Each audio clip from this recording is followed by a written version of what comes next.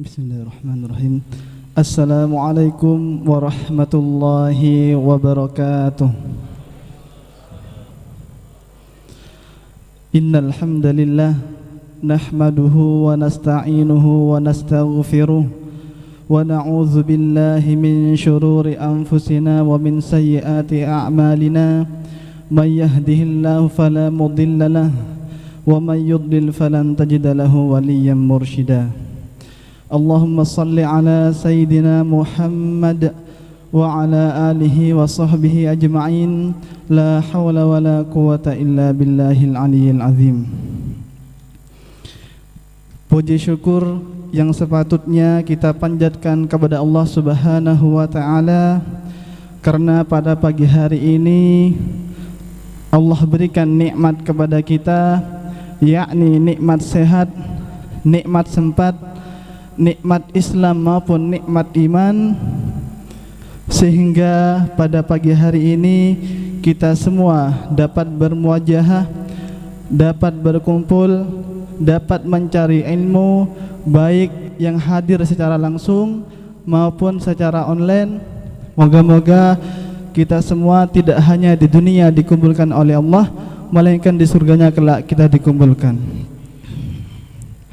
Jamaah Masjid Nurul Hayat yang senantiasa dirahmati oleh Allah Subhanahu wa ta'ala. Tema kajian pada pagi hari ini yaitu pengertian apa itu khilafiyah atau perbedaan pendapat dan mengapa khilafiyah itu bisa terjadi. InsyaAllah dalam hal ini akan diisi oleh beliau Dr. Haji Ar-Razi Hashim LC.MA Hum, atau yang kerap biasa kita kenal dengan panggilan Buya Ar-Razi. Beliau bertugas aktif sebagai dosen pasca sarjana Institut Ilmu Al-Quran di Jakarta. Beliau juga pernah menjabat sebagai dosen ilmu kalam dan filsafat Islam di Fakultas Usuluddin UIN Syarif Hidayatullah Jakarta. Beliau juga sebagai pengajar aktif atau pengampu kitab Akidah Ahlus Sunnah dan Hadis Sunnah An-Nasa'i dan Ibnu Majah di Darussunnah. Dan beliau pendiri Ribat An-Nuriyah di Tangerang Selatan, program takhasus ilmu akidah dan Ahlus Sunnah dan tasawuf. Adapun moderator pada pagi hari ini akan dipandu langsung oleh Kyai Haji Ma'ruf Hazin. Beliau selaku Direktur Aswaja Center, pengurus MUI Pusat, dan sekaligus pengasuh Pondok Pesantren Rodotul Ulum 1 Suramadu Bangkalan. Alhamdulillah beliau sudah hadir di tengah-tengah kita. Semoga Allah senantiasa berikan kesehatan kepada beliau, Allah berkahkan umurnya, dan Allah lancarkan rezekinya. Amin ya rabbal alamin. Perlu diketahui bersama, acara kajian pada pagi hari ini yaitu disponsori oleh Lembaga Amil Zakat Nurul Hayat Nasional, Takmir Masjid Nurul Hayat, yang bekerja sama dengan sahabat masjid dan Pondok Pesantren Rodotul Ulum 1 Suramadu. Baik, sebelum kajian dimulai, marilah kita awali dengan pembacaan suratul Fatihah, dengan harapan mudah-mudahan kajian pada pagi hari ini dapat berjalan dengan lancar dan ilmu yang didapatkan berkah dan manfaat. Ala hadhihi wa ala kulli niyatin salihah. Al-Fatihah. Bismillahirrahmanirrahim. Alhamdulillahirabbil alamin arrahmanir rahim maliki yaumiddin. Iyyaka na'budu wa nasta'inu ihdinas siratal mustaqim siratal ladzina an'amta 'alaihim ghairil maghdubi 'alaihim waladdallin. Kepada Yai Ma'ruf Hazin selaku moderator pada kajian pagi hari ini, waktu sepenuhnya kami persilahkan.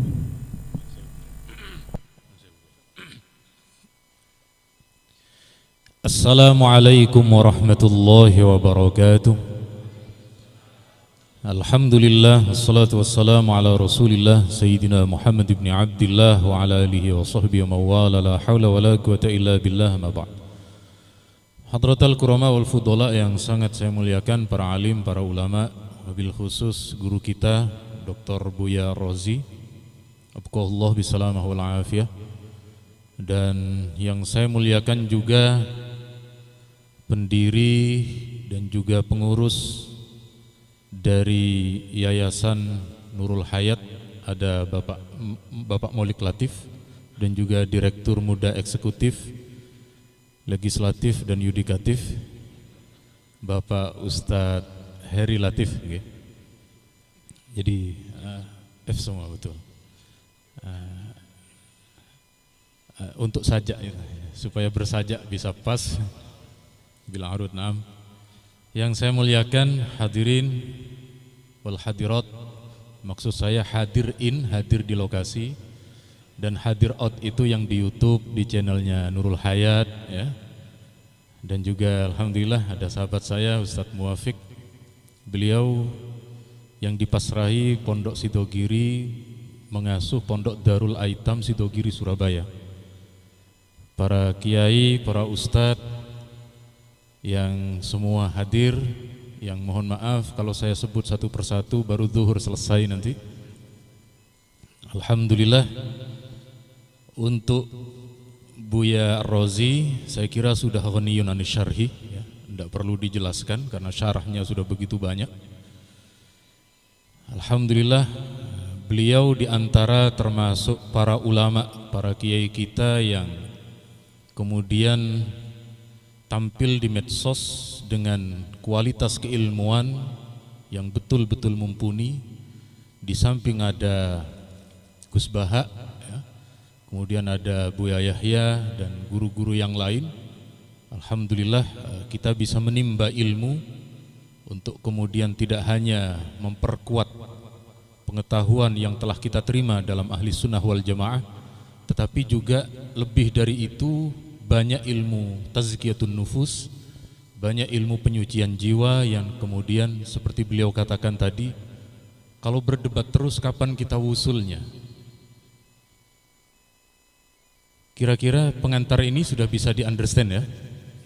Ya, kalau dilihat dari mantuk-mantuknya ini insya Allah sudah mantuk-mantuk understand. Baik Bu ya, ingin saya sampaikan terlebih dahulu, panjenengan yang berguru kepada Profesor Dr. Ali Mustafa Yaqub, saya kira tidak diragukan lagi kepakaran dan keilmuan beliau.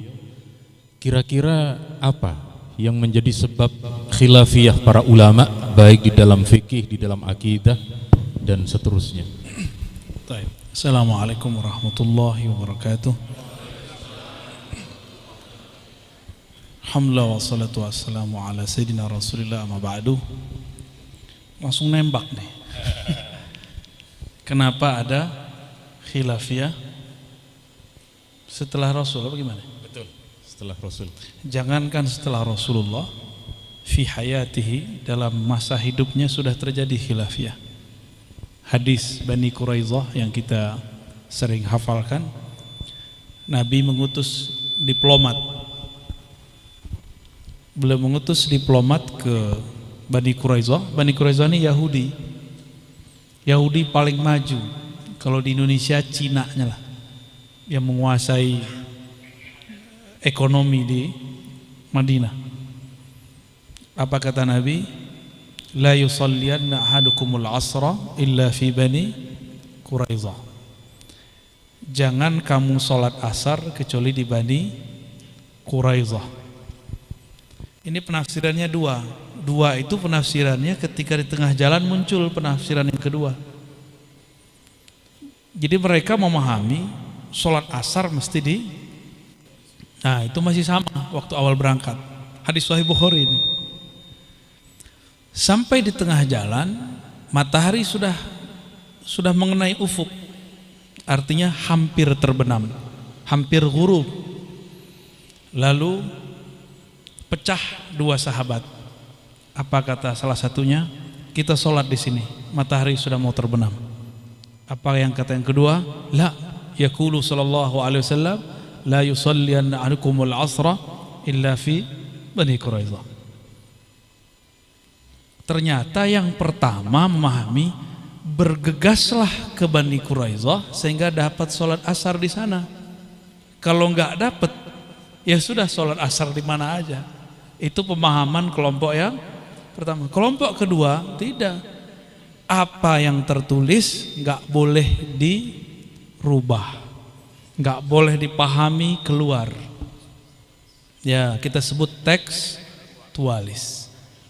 Kelompok-kelompok lafziyun istilahnya. Dan itu hadis sahih Bukhari dan Muslim. Imam Nasai malah mengumpulkan riwayatnya lebih banyak lagi. Nah, berdasarkan riwayat ini, al-ikhtilaf masyru' fi zamanin Nabi sallallahu alaihi wasallam. Ikhtilaf itu memang sudah sunatullah, sudah disyariatkan, sudah terjadi. Masyru' itu bisa arti boleh. Bisa berarti suatu yang memang kenyataannya begitu. Gimana? Berarti bukan ba'da Rasul sallallahu alaihi wasallam, lakin fi hayati, di masa beliau masih hidup. Ini yang paling fenomenal, ya. Ada lagi ikhtilaf di masa Nabi, tapi keluar ikhtilafnya setelah Nabi wafat. Contoh, an-Nabi la yashrab illa wa huwa jalisan, illa wa huwa jalisun, ya. Nabi kalau minum pasti duduk. Tapi Sayyidina Ali hinama syariba ma'a Zamzam syariba qa'iman. Jadi Sayyidina Ali ketika minum air Zamzam, beliau minumnya ya qa'iman, dia berdiri. Kata beliau, ra'aitun nabiyya sallallahu alaihi wasallam yashrabu ma'a Zamzam qa'iman. Air paling mulia itu Zamzam. Air paling mulia Zamzam, Nabi aja minumnya berdiri. Gimana tuh? Kawan kita kalau sudah ada ustadz minum berdiri langsung majruh, langsung ini ustadz gak benar, gak aswaja, gak halus sunnah, emang do'if. Kita jalan-jalan di Madinah, kebetulan saya minta ditemenin sama anak Kiai Mustafa waktu itu, ya. Dan saya kaget dia minum lagi berdiri, pakai gamis ya ala orang Madinah, terus minum berdiri. Saya bilang, oh hakaza ahlul Madinah, orang Madinah begini ya, kalau minum berdiri ya? Iya. Kami boleh minum berdiri, tapi dimakruhkan, dilarang makan jalan-jalan. Gimana caranya makan jalan-jalan? Ya. Jadi sampai sekarang di Madinah begitu, biasa minum berdiri. Ya antum kaget ya? Biasa aja ya. Di hadis tuh kalau orang khatam baca kitab hadis tuh biasa ngeliat khilafiyah. Apalagi khilafiyah di zaman Rasul, tapi baru muncul setelah zaman Nabi. An-Nabi SAW yabulu qa'iman. Qala Ibnu Umar. Dalam hadis Abu Daud, beliau mengatakan, aku mengintip Rasulullah naik ke atas genteng, ngatas atap. Orang Madinah itu kan gak punya atap kayak kita, dia kayak dak. Jadi bisa naik. Abdullah bin Umar itu ngintip Rasulullah sallallahu alaihi wasallam. Jadi Nabi buang air kecil jadi hadis. Antum kalau buang air kecil jadi hadas. Beda ya. Jadi suatu hukum. Karena yang menyaksikan beliau buang air kecil kan cuma azwajun Nabi sallallahu alaihi wasallam, bukan azwaja. Iya. Kalau dia mau azwaja, Z-nya kebacaannya masih S. Afwan, Ustaz. Baik. Kata Sayyidatuna Aisyah yang mengatakan Nabi buang air kecil berdiri, maka dia kazib. Kenapa? Karena Aisyah tidak pernah menyaksikan Nabi kalau buang air kecil berdiri. Nabi yang pertama kali buat di kalangan orang Arab toilet dalam kamar. Nabi dulu nggak ada, cuma Rasulullah yang buat sallallahu alaihi wasallam. Maka berbedalah hadis ahlul bait azwajun Nabi dengan hadis kharijul bait, dakhilul bait, kharijul bait. Jadi kita harus membedakan hadis di dalam rumah Rasulullah dengan hadis di luar rumah Rasulullah. Maka ada cara jamaknya. Jika Nabi lagi di dalam rumah, lagi santai, lagi nginap, maka beliau buang air kecil jongkok. Tapi jika beliau di luar rumah, beliau fleksibel. Jadi antum kalau bandara, ini bukan pembenaran ya. Kalau di bandara tuh boleh sebenarnya. Tapi ada satu sunnah yang hilang, dilihat orang. Karena Nabi idza bala, gimana sih di hadis Abu Daud itu? Nabi jika ingin qada'ul hajah maka yatlubul khala, mencari khala. Apa arti khala? Tempat yang sepi. Itu sunnahnya. Jadi salah satu sunnah yang Nabi konsisten itu adalah mencari tempat yang orang nggak lihat, tapi masih kelihatan nama Abdullah bin Umar. Oh, berarti kira-kira nggak kelihatan nama orang. Dan ini menunjukkan bahwa terlihat pun tidak haram. Ya, yang penting jangan kelihatan melawan jenis. Itu menjijikkan kelihatannya. Taib. Berarti ini khilafiyah di zaman Rasulullah SAW, munculnya di zaman sahabat. Apalagi kalau kita lagi sholat, maaf nih para akhwat, lalu lewat anjing, batal? Lewat pakai hadis loh.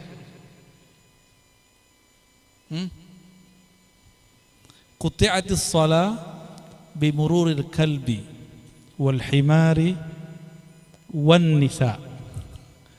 Nah, ini kan gawat ini. Itu Abdullah bin Umar langsung disidang sama Sayyidah Aisyah. Hal addaltumuna bil kalb. Gitu.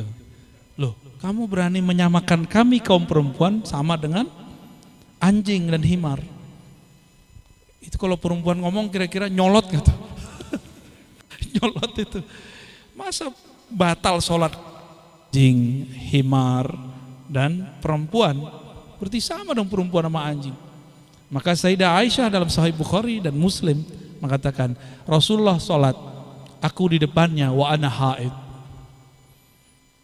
Kurang apa? Udahlah perempuan tidur depan Nabi, wa ana haid. Berarti ziyadah wan nisa ini laisa minal hadis. Tambahan an-nisa di situ ini bukan dari hadis Nabi sallallahu alaihi wasallam, atau ada ihtimal kemungkinan kedua itu mansukh. Ya, dihapus. Cuma mana mungkin dihapus. Berarti itu bukan minal hadis ya, laisa minas sunnah. Nih khilafiyah di zaman Rasul tapi baru munculnya. Oh, ini masih banyak loh. Kita sekarang keluar, pindah ke zaman sahabat, lebih seru lagi. Di sini muncul definisi bid'ah. Jadi antum gak usah pakai kitab aneh-aneh, cukup Sahih Bukhari dan Muslim. Ya, katanya kalau pakai Ibnu Taimiyah muskilah, pakai Imam Nawawi muskilah, nanti ikut mazhab. Kita langsung saja ke kitabullah dan sunnah Rasulullah, kata kawan. Ngomong begitu 10 tahun lalu, sampai sekarang belum khatam itu Sahih Muslimnya. Jadi 20 tahun lalu saya ketemu dia. Apa kata dia? Langsung saja pada Al-Quran dan Sunnah. Sunnah yang mana? Sahih Bukhari Muslim. Hatta al-yawm, ya, la yakhtatim bi ayyi kitab minas sunnah kecuali arba'in. Dia khatam arba'in berkali-kali. Tapi kita tes juga hafalan arba'in juga nggak hafal. Sama kayak kita, ada banyak yang lupa. Baik. Masih ingat riwayat Jam'ul Quran? Masih ingat pengumpulan Quran? Ini polemiknya dahsyat. Di beberapa kajian saya sudah pernah singgung. Sayyiduna Abu Bakar As-Siddiq radhiyallahu taala anhu didatangi oleh Sayyidina Umar radhiyallahu taala anhu. Apa kata Sayyidina Umar? Wahai Khalifatul Rasul. Cuma beliau yang dapat gelar Khalifatul Rasul, ya, Sayyidina Abu Bakar. Khalifah artinya pengganti. Maka tidak ada khalifah di zaman Nabi. Khalifah setelah Nabi, karena khalifah artinya pengganti. Wahai Khalifatul Rasul, engkau mengirim para hufaz keluar. Umar nih cemas. Apa kata Umar? Seandainya mereka mati fisabilillah atau mereka dijebak di tengah jalan, maka para hufaz berkurang drastis. Riwayatnya kan agak ikhtilaf antara 70 sampai 700. Bagi saya tidak masalah, ini namanya litakthir, menunjukkan jumlah yang banyak. Bahwa yang dikirim untuk berperang kebanyakan hufaz adalah orang-orang yang hafalan Quran dan jumlahnya sekitar 70-an. Sayyidina Umar mengatakan jika mereka mati pulang hanya nama, bagaimana nasib Quran di masa depan? Padahal yang berjuangnya anak-anak muda. Kata Abu Bakar, Nih kalimatnya coba. Ini persis seperti kalimat ustadz-ustadz yang gak mengerti usul fikih dan gak mengerti hadis ini. Hal taf'al. Abu Bakar pernah gak mengerti loh maksudnya Umar. Namun beliau mau dialog. Ini kawan sudah gak ngerti, gak mau dialog. Ya. Nah, Sayyidina Abu Bakar mau dialog. Coba perhatiin. Hal taf'al ma lam yaf'alhu Rasulullah sallallahu alaihi wasallam. Apakah kamu buat sesuatu yang Rasulullah tidak pernah buat? Berarti kaidah yang terbangun dalam alam bawah sadar Sayyidina Abu Bakar, bid'ah itu malam yaf'alhu Nabi sallallahu alaihi wasallam. Bid'ah itu yang enggak Nabi buat. Bener kan? Antum belum aneh tanya pasti bilang begitu. Bid'ah apa? Yang enggak ada zaman Nabi. Berarti Nurul Hayat masuk bid'ah itu. Ya. Maaf Pak Direktur. Eksekutif Pak Latif. Baik. Ketika Sayyidina Abu Bakar mengatakan hal taf'al ma lam yaf'alhu Rasulullah SAW, apakah engkau melakukan yang Nabi tidak lakukan? Maka kalau dibuat definisi bid'ah menurut Abu Bakar, pada kaul kodimnya kata pertamanya adalah ma lam yaf'alhu Rasulullah SAW. Itu bid'ah. Versi siapa? Tapi ini kaulun kodim. Umar ini kan cerdas. Beliau kan muhaddatsun. Bukan hanya cerdas biasa, Allah ajak dia bicara, itu muhaddats. Jadi Umar itu makom walayahnya walayah musawiyah. Jadi dia kewaliannya itu mewarisi Sayyidina Musa, maka dia bisa berdialog dengan Allah. Jadi ruhnya itu dalam keadaan apa aja bisa dialog dengan Allah. Makanya iblis takut sama dia. Ya. Itu Umar. Makanya Umar mengatakan iftikhar wa tahaddus bin ni'mah, bersyukur atas nikmat Allah, karena beliau keceplosan turun 3 ayat hukum. 3 ayat hukum itu adalah perubahan besar di tanah Arab. Salah satunya berhijab seperti akhwat-akhwat ini. Ya. Apa kata Umar? Umar cerita tentang maslahat. Sekarang orang nyebutnya maslahat. Nih, kalau orang meninggal nanti begini, anak cucu kita nanti begini, nanti tidak ada lagi yang hafal, mushaf belum dikumpulkan, belum ada salinan, semua data disampaikan oleh Sayyidina Umar. Jadi dia berpikir melewati masanya. Kalau orang begini tidak bersama Allah, dia tidak bisa tembus ke masa depan. Ya, maka dia cerita masa depan itu dibutuhkan Musa-Musa beginilah kira-kira. Itu kalau Umar nggak debat tuh, nggak bisa. Makanya orang Syiah kalau benci sama Umar, robek aja Qur'annya. Karena laula Umar ma qara'na al-Qur'an min mushaf. Kita nggak mungkin baca Qur'an dari mushaf. Kan banyak juga ya. Katanya di Jawa Timur ada Syiah ya, Sibeh. Ya. Tapi semoga Syiahnya sudah insaf. Dia boleh cinta Sayyidina Ali, tapi jangan hujat azwaj Nabi. Jangan hujat Abu Bakar Siddiq. Maka Syiahnya disebut tasyayyu' Mahmud. Ya, tasyayyu' yang masih diperbolehkan. Itulah yang dipakai guru beliau nih, ya. Said Mamduh. Sah? Syekhuka wala ghairu syekha? Syekh jauh. Syekh lewat YouTube. Baik. Thariqah al-YouTubiyah. Kalau di luar ada wali kutub, ini wali YouTube. Baik. Jadi Sayyidina Umar berbicara apa? Maslahah. Itulah nanti keluarnya satu hukum dalam masadir ahkam syariah, namanya masalihul musalah. Atau sekarang orang kembangkan lagi jadi maqasidus syariah. Ya, tapi ini terlalu jauh, yang pas ini maslahah. Karena kalau maqasid itu sudah ada yang 5 itu ya. Ditambah satu lagi ekologi ya. Benar, jadi 6. Kita tambah lagi ntar ya. Azwajologi. Aswajologi, sorry. Salah terus kalau dekat beliau ini ya. Jangan-jangan antum ada maksud. Aneh biasanya baca isi hati orang. Sotoy ya. Baik. Sayyidina Umar berhasil kemudian memberikan penjelasan kepada Sayyidina Abu Bakar.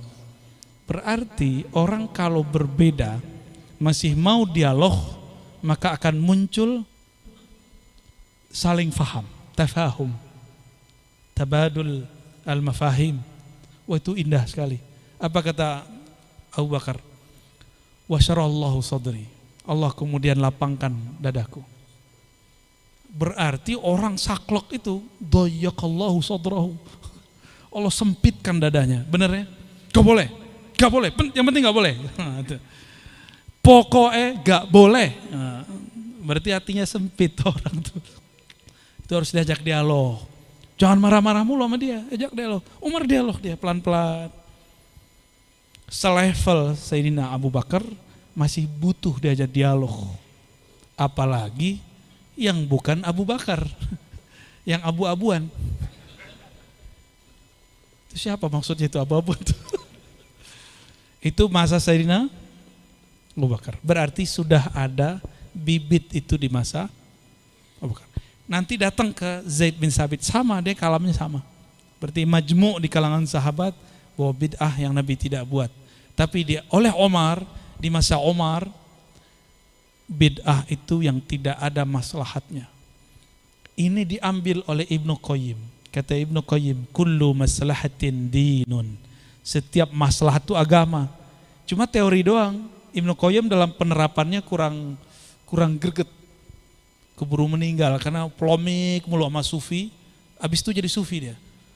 Polemik mulu sama orang Syafi'iyah, tapi nggak sempat jadi Syafi'i ya. Wallahu a'lam bishawab. Gitu, Syekh. Jazakumullah. Jadi sekali lagi kalau kemudian kita lebih memperluas bacaan atau paling tidak menyeimbangkan informasi yang selama ini kita menganggap tuduhan bid'ah melulu, tuduhan yang tidak diajarkan oleh Nabi, padahal ternyata tadi sudah beliau ungkap, sudah beliau sampaikan sekian banyak hadis yang beliau ucapkan itu hadis semua, ya. Hadis semua, riwayat semua. Hadisnya kalau di masjid kan tidak boleh, nanti di luar masjid. Allahumma sholli ala Muhammad. Maka saya teringat ungkapan imam kita, Imam Syafi'i dalam kitab Hilyatul Auliya, idza ra'aitu rajulan min ahlil hadis faka'annama ra'aitu ashaban Nabi sallallahu alaihi wasallam. Jadi Anda yang tadi melihat uraian hadis begitu indah, begitu banyak dari Buya Rozi ini, kata Imam Syafi'i, saya seperti melihat salah satu dari para sahabat Nabi. Jadi sekali lagi kehadiran kita insyaallah akan menambah banyak ilmu dari awal di zaman Nabi, kemudian berikutnya adalah di masa-masa para ulama mujtahid. Ketika ada para ulama mujtahid yang berijtihad, ini kan terkadang berbeda dalam mengambil kesimpulan. Misalnya kalau orang Jawa itu menyebut singkong, kalau singkong itu diiris lalu digoreng menjadi namanya keripik ya. Ketika singkong itu diolah kemudian keluar menjadi gedok namanya. Nah, orang yang selama ini menerima satu pendapat tentang keripik singkong menganggap gedok itu bid'ah, padahal dalilnya sama, muaranya sama. Nah, terus apakah betul Bu ya, ijtihad ulama itu kemudian menjadi bid'ah, ataukah memang diperkenankan di dalam Islam ijtihad itu? Dan bagaimana pula cara menjawab bahwa menurut mereka sejak al-yauma akmaltu lakum dinakum, Islam ini sudah sempurna, sudah tidak perlu bid'ah, sudah tidak perlu macam-macam. Monggo. Jadi dia pakai ayat itu ya, al-yauma akmaltu lakum dinakum. Kalau begitu jangan baca Quran terjemahan dong. Ya.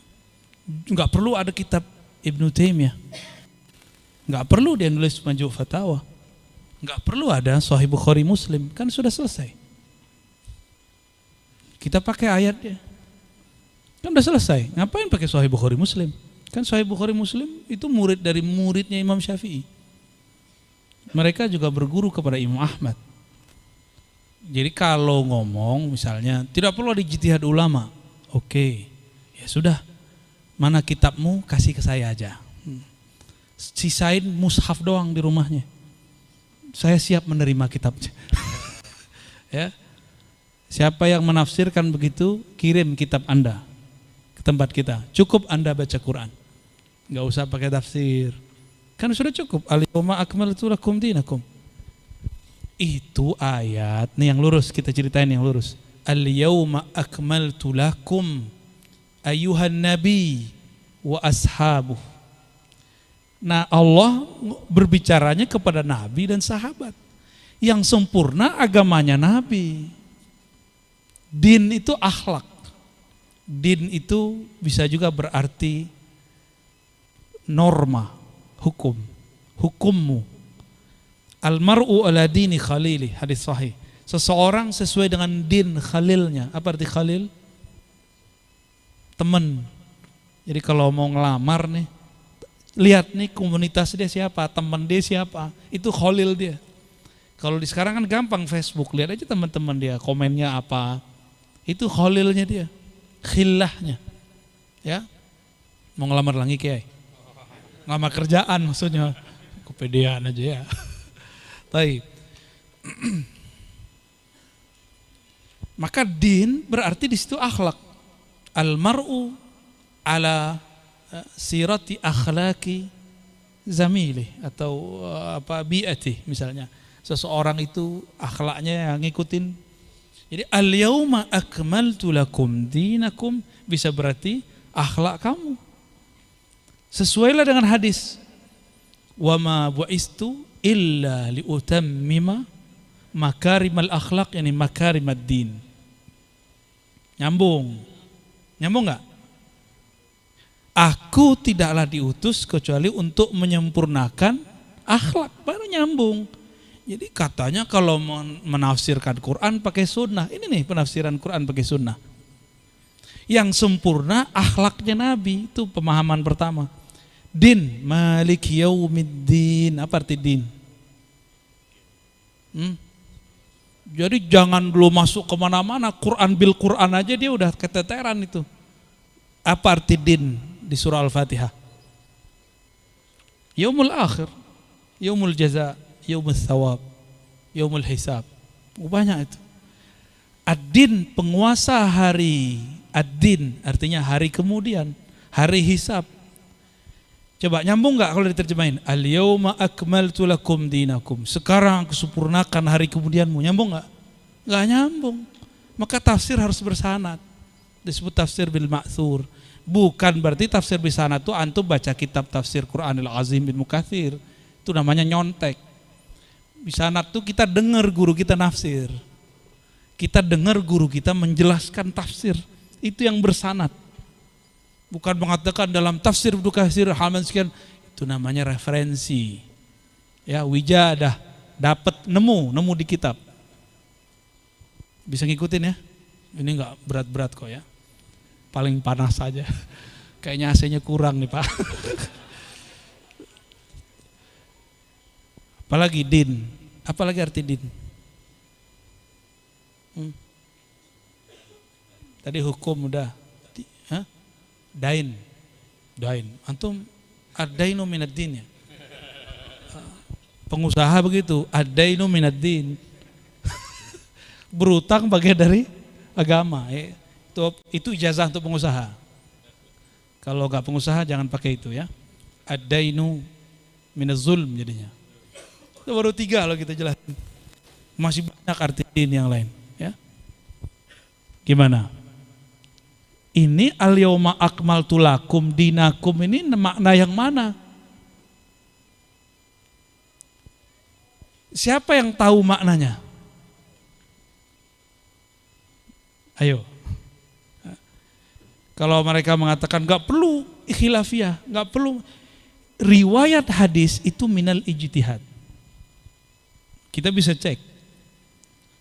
Antum kalau belajar hadis ada namanya sighatul ada wa tahdits. Cara menyebutkan lafaz guru menyampaikan. Maka kalimat haddatsana, ada anba'ana, ada yang lebih tinggi sami'tu. Ya, sami'tu haddatsana, akhbarana, anba'ana. Itu udah beda tuh, itu ijtihad semua. Ahlul hadis yajtahidun. Ahli hadis berijtihad. Antum tahu enggak, sahih menurut Imam Bukhari bukan sahih menurut Muslim. Contoh, mau tahu contoh? Man adali waliyan faqad adzantuhu bil harb. Siapa yang menyinggung wali-waliku, aku nyatakan perang baginya. Itu hadis tidak dinyatakan sahih oleh Imam Muslim, tapi disahihkan oleh Imam Bukhari. Lagi, ada hadis tentang pengharaman khamar bidwanita, ya, al-harir, sutra wal ma'azif. Itu hadis didhaifkan oleh Ibnu Hazm tapi disahihkan oleh Imam Bukhari. Di akhir zaman akan terjadi, ya, sayakunu fi ummati aqwamun yastahilluna al-khamra wal hirra wal harira wal ma'azif. Itu hadisnya. Akan terjadi di akhir zaman beberapa kelompok umatku menghalalkan khamar, bidwanita itu maksudnya ya sekarang itulah prostitusi online, itu masuk ke situ, ya. Wal harira, bersamaan ada sutra, wal ma'azifa, dan ada ma'azif. Ma'azif itu alat yang melenakan, ya, alat hiburan, bisa di handphone, masuk tuh. Haram gak tuh? Lebih haram musik apa handphone? Lebih melalaikan, lebih lahwul hadis musik apa handphone? Handphone. Sini kasih buat saya. Serius. Jadi mereka ini terjebak oleh tafsir masa lalu. Ibnu Abbas ketika melihat ada orang sibuk nyanyi, terus bilang, lahwul hadis itu al-ghina. Terus beliau ngelihat ghina itu nyanyi. Lihat ada orang main musik, apa kata? Lahwul hadis itu ma'azif. Main alat-alat musik. Kalau zaman sekarang Ibnu Abbas hidup, kira-kira lahwul hadisnya apa? Itu smartphone. Sini terus sini. Gak ada yang berani kan? Itu antum gak beriman dong. Gak percaya kepada Allah dan Rasulnya. Bisa ngancem gitu kita, ya. Wah, kalau aneh seriusin itu bisa keluar semua itu. Cuma kita kan lagi canda-canda, ya. Ngaji itu udah serius. Wajah udah serius. Kalau diterusin itu benar keluar. Saya praktekin ada orang begitu. Haram loh, ya. Terus gimana, Yai? Sini. Kita bersihin, benar keluarin. Balikin lagi, ya. Terus serius ngaji. Hidup ini innamal hayatud dunya. Laibun ulahun. Dunia itu santai aja, jangan terlalu serius, ya. Kayak beliau lah, ketawa mulu kan. Kena COVID aja bisa ketawa. Makanya nih bekas trauma nih, pakai cadar dagu. Orang cadar sini, dia cadar.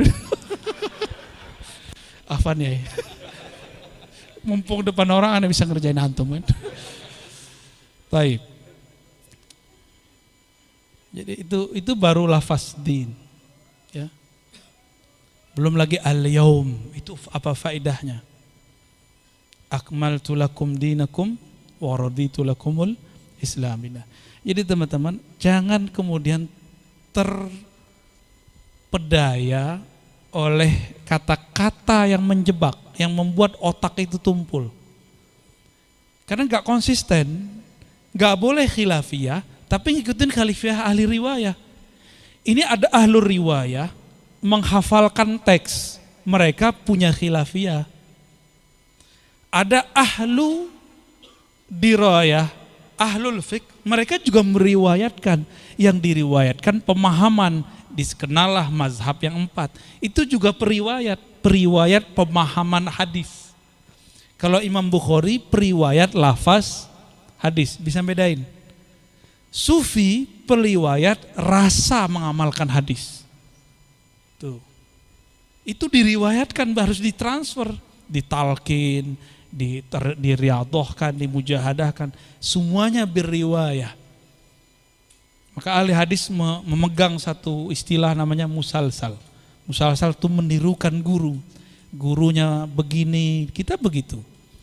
Ya, itu ada musalsal namanya biqabdil lihyah. Enggak punya jenggot tuh enggak bisa tuh, apa yang mau dipegang tuh, ya. Apa namanya musalsal, memegang jenggot. Bukan megang masker, Pak Yai. Ya. Oh no. itu guru kita Yai Marwazi, dia manjangin jenggot 2-3 cm sengaja untuk bertabaruk dengan hadis itu. Beliau kan nyukur terus tuh. Giliran sampai di hadis ini seminggu beliau nggak potong. Itu takjub saya sama beliau tuh ya. Alhamdulillah, Allahumma fashu ya. Murid Syekh Yasin Al-Fadani. Jadi ayat ini ditafsirkan seperti itu, termasuk man fassaral Quran bi ra'yihi falyatabawwa maq'adahu minan nar. Siapa yang mentafsirkan Quran tidak pada tempatnya dengan ra'yunya, akal-akalan dia, siap-siap tempatnya neraka. Jadi saya nggak ngancem, Nabi yang ngancem. Nabi nggak bermaksud begitu, Allah nggak bermaksud begitu. Kita tanya ulang, dari mana dia tahu maksud Allah seperti yang dia maksud? Gimana cara tahunya? Terkadang memang ada orang berpendapat, lalu pendapat itu disandarkan pendapatnya Allah begitu. Astagfirullah. Itu lebih bahaya Fir'aun itu. Ya, kalau Fir'aun dia udah ada mukadimahnya, ana rabbukumul a'la. Aku Tuhan kamu yang tinggi. Kalau ini kan dia ngaku Tuhan, tapi pendapatnya seakan-akan pendapat Tuhan. Ini kultus itu ada 2. Kultus sosok, kelompok sama. Ada kultus pemahaman. Kalau orang aswaja dituduh kultus sosok. Jangan-jangan antum objekkan kultus nih. Kalau dicium bolak-balik gak? Ya, bolak-balik. Enggak. Tarik. Capek, nari udah biarin aja sih. Ya. Bener, capek gak? Wah, antum gak pernah digituin orang ya? Udah begini gak ada yang cium tangannya. Ini beliau udah ngumpetin dikejar tangannya sama orang ya. Emang sakti ini. Udah gitu aja deh. Tentang ijtihad ulama, apakah kemudian bisa diklaim bid'ah? Mulai gerah ya. Ini itu biasanya saya taruh untuk nggak kena AC di sini. Baik. Ijtihad ulama, kalau yang ijtihad antum, ya. Kalau ente yang ijtihad tuh, itu bid'ah itu.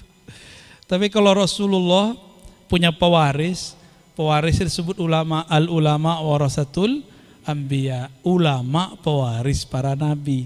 Jika yang ijtihad ulama itu bukanlah bid'ah, maka kita definisikan ulang bid'ah. Ya, kita ambil imam dari imam yang anti bid'ah, Ibnu Taimiyah. Ya, saya sudah sering sebutkan ini di kajian-kajian sebelum pandemi ya. Dalam kitab Iqtida' Siratal Mustaqim 2 jilid mujalladan. Beliau mengatakan al-bid'atu ma lam yadulla alaihi dalilun syar'i. Bid'ah itu yang tidak ada dalil syaraknya. Saya mau tanya, dalil syarak ada berapa? Syariat itu dalilnya ada berapa? Kata kawan 2 aja, Quran sama Sunnah. Nah, kayak gitu debat sama Kiai Ma'ruf ya.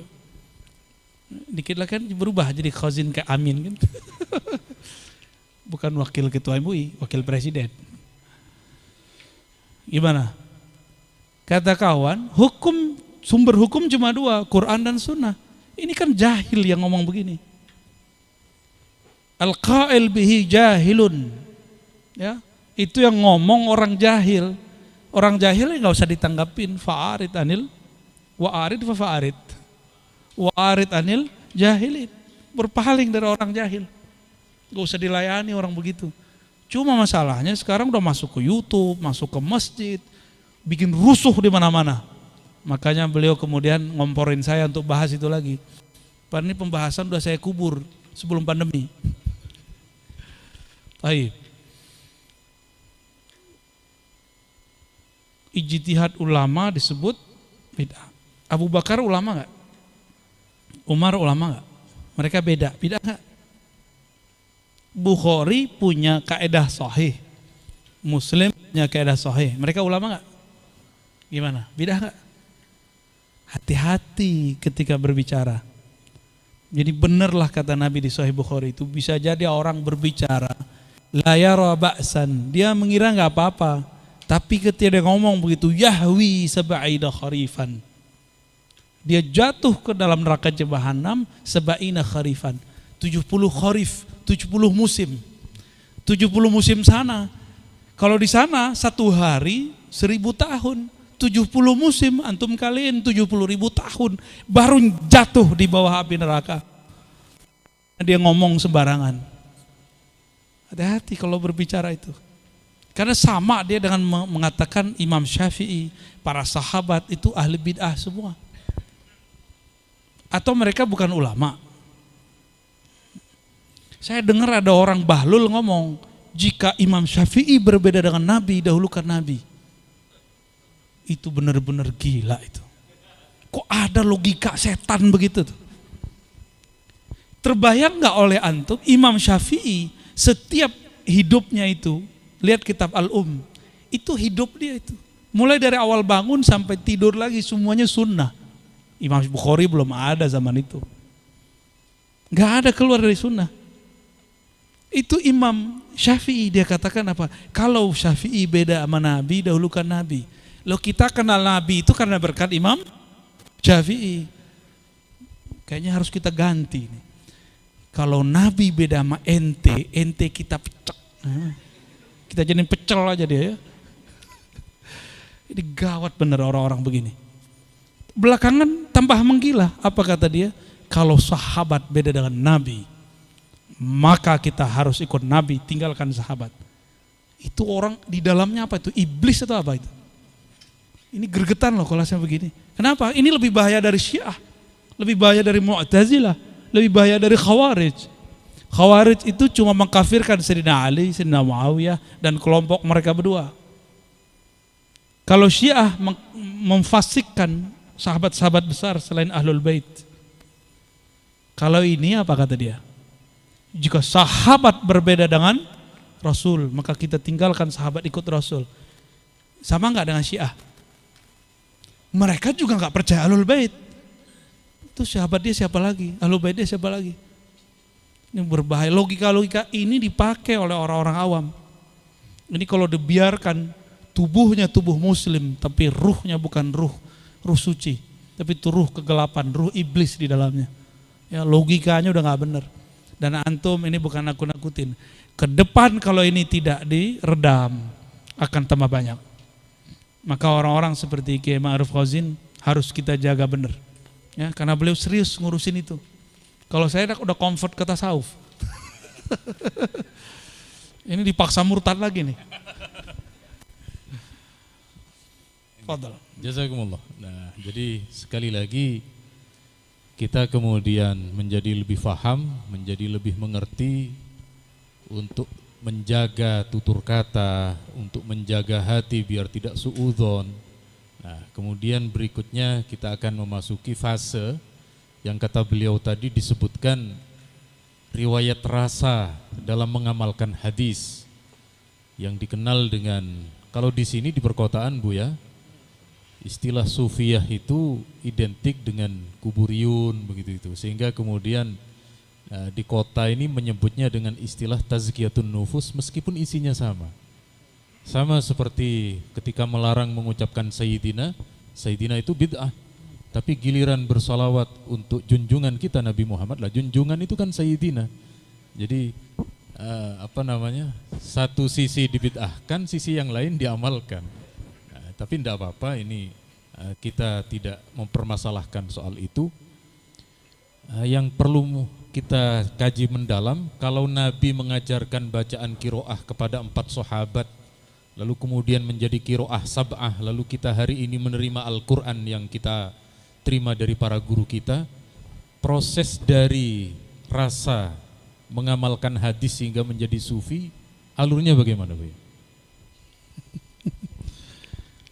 Waduh, ini mulai nyosor kembali lagi nih, masuk Islam lagi nih. Tadi cuma keluar rumah sebentar. Keluar rumah sebentar ya. Nabi ngomong, "Shallu kama ra'aitumuni sholli." Salatlah kamu seperti kamu memandangku salat. Ada yang ngelihat Nabi salat? Maka perlu siapa? Langsung saja ke sunnah gitu ya. Sunnah siapa? Sunnah syaitoniyah. Rawahu Azazil. Mukhrijuhu Dajjal. Orang mengira tidak usah ikut imam, langsung saja ke sunnah. Ternyata yang dia maksud Sahih lah Imam Bukhari, sholat itu dia ngeliat gurunya. Yang dia lihat dari gurunya, dia tulis.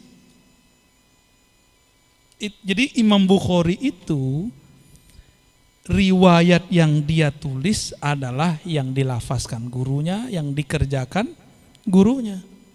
Karena Imam Bukhari nggak ketemu Rasul Shallallahu Alaihi Wasallam. Imam Bukhari hanya ketemu orang abad ketiga Hijriah. Jadi nggak ketemu Rasulullah SAW. Beliau lahir tahun 194. Oke. Wafat tahun 256. Ketemu Rasul nggak? Rasul SAW wafat tahun 11. Ketemu nggak?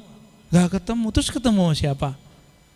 Ketemu Imam Humaidi. Humaidi ketemu Imam Sufyan bin Uyainah. Berikut Syafi'i. Sufyan bin Uyainah ketemu Yahya Al-Qattan. Yahya Al-Qattan ketemu terus sampai ke atas. Baru ketemu Sayyidina Umar. Sayyidina Umar baru ketemu Rasul sallallahu alaihi wasallam. Gak langsung kok Imam Bukhari ke Nabi. Maka ada namanya Sulasiyat Al-Bukhari. Jarak terdekat Bukhari dengan Nabi itu tiga orang. Dia gak ketemu Nabi. Kalau satu orang umurnya 50, berarti 150 tahun.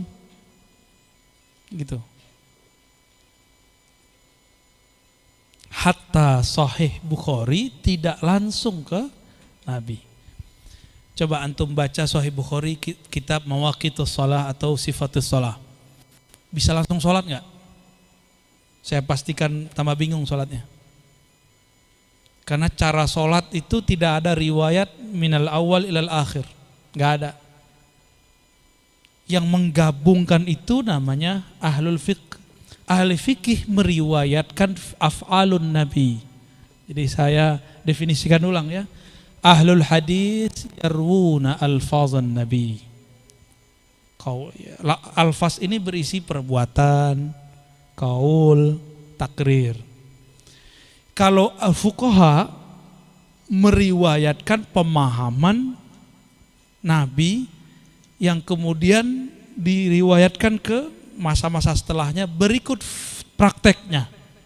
Maka kita sebut af'alnya. Jadi mafahimnya apa, lalu diterapkan jadi af'al, apa perbuatan bentuknya. Kalau ahli hadis nggak ngomong tentang perbuatan dan pemahaman, dia riwayat aja. Itu sebabnya jika terjadi khilafiyah hukum antara ahli fikih dan hadis, maka ahlul fiqh arjah, lebih kuat ahlul hadis. Jika terjadi perbedaan antara orang ahli akidah dengan ahli hadis, maka didahulukan ahlul akidah karena dia memuridkan pemahaman Nabi. Jika terjadi perbedaan pemahaman antara ahlul azwaq, ahli rasa, dengan ahli hadis, didahulukan rasa jika berkaitan dengan rasa. Tapi jika mereka kelompok ahli hadis, ahli fikih, ahli akidah, ahli rasa ini berbicara dalil, maka yang lebih ulama siapa? Lebih utama siapa? Ahlul hadis. Gitu. Jadi kalau referensi ke ahli hadis, kalau pemahaman sekantung ilmunya. Ahlul hadis itu bukan sebuah mazhab, bukan sebuah manhaj. Tadi saya sudah sampaikan, manhaj Imam Bukhari beda dengan Muslim. Ada 7 manhaj dalam Sahih. Itu baru yang tertulis. Belum lagi yang tidak tertulis. Antum ikut Sahih Bukhari yang mana? Khatam aja belum. Benar gak? Tahu gak sanad inamal amalu binniyat? Satu hadis aja tuh gak tahu. Mau langsung ke Rasulullah. Mikir-mikir dulu kalau mau langsung ke Rasul. Itu mati bunuh diri namanya itu ya. Mati konyol. Kalau mati itu yang terhormat ya. Kalau kalah itu yang terhormat. Jangan kalah digebukin orang. Gitu. Nah, ahlul azwaq, orang yang mengatakan tadi, ahlul azwaq ini, dia memandang Nabi bukan fisiknya, dia memandang Nabi dengan kolbunya. Jadi, sholatlah kamu seperti kamu melihat aku sholat.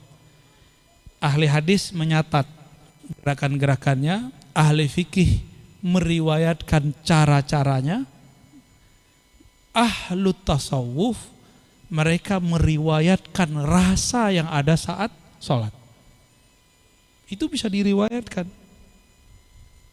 Jadi rasa itu bisa diriwayatkan. Rasa itu bukan murni, oh itulah dari Allah, betul dari Allah. Tapi kan rasa itu ada kliknya, bisa dibuka. Maka Imam Ghazali berani sekali mengatakan, ilmu fikih itu ilmu ma'rifatus sihhah wal batil, ya, as-sahih wal batil. Sedangkan ilmu tasawuf ma'rifatur rad wal qabul. Canggih nggak tuh? Amal antum diterima atau tidak? Kalau ahli fikih bilang apa? Hanya Allah yang itu mah bagi Imam Ghazali cemen. Ente orangnya terbelakang, ya. Beragamanya belum beres itu. Imam Ghazali bisa pastikan amal kita diterima atau tidak.